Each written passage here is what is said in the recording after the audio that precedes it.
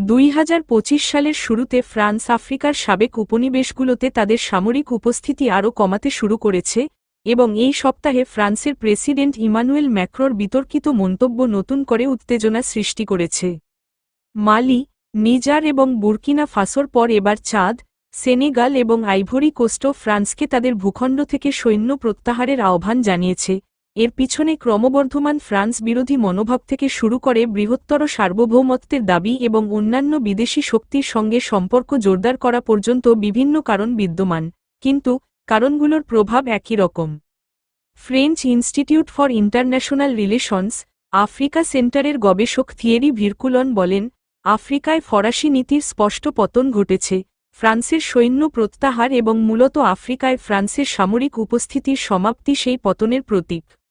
সাম্প্রতিক দিনগুলোতে ফ্রান্স আফ্রিকার মধ্যেকার সম্পর্কের কোনো উন্নতি হয়নি। সোমবার ম্যাক্রো বলেন, সাহেল অঞ্চলের কিছু দেশ ইসলামপন্থী বিদ্রোহের বিরুদ্ধে এক দশকব্যাপী লড়াইয়ের নেতৃত্ব দেওয়ার জন্য ফ্রান্সের সেনাদের ধন্যবাদ জানাতে ভুলে গেছে।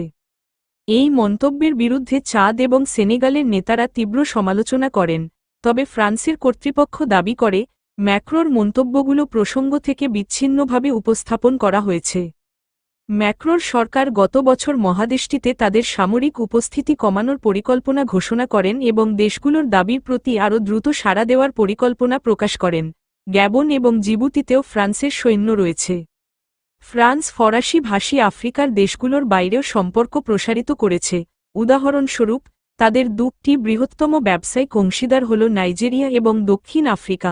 তবে বিশ্লেষক ভিরকুলন ভবিষ্যৎবাণী করেন, আফ্রিকায় ফ্রান্সের দীর্ঘমেয়াদী প্রভাব বড়জোর সীমিত থাকবে। তিনি বলেন, ফ্রান্সের সরকারের এখানে খুব কমই কিছু করার আছে এবং তারা রাশিয়া ও পশ্চিমা নয় এমন অন্যান্য দেশের পক্ষে কাজ করছে। তিনি বলেন, তিনি বিশ্বাস করেন ফ্রান্সের কৌশলগত অগ্রাধিকার ইউরোপে সম্ভাব্য সংঘাতের দিকে নিয়ে যাবে।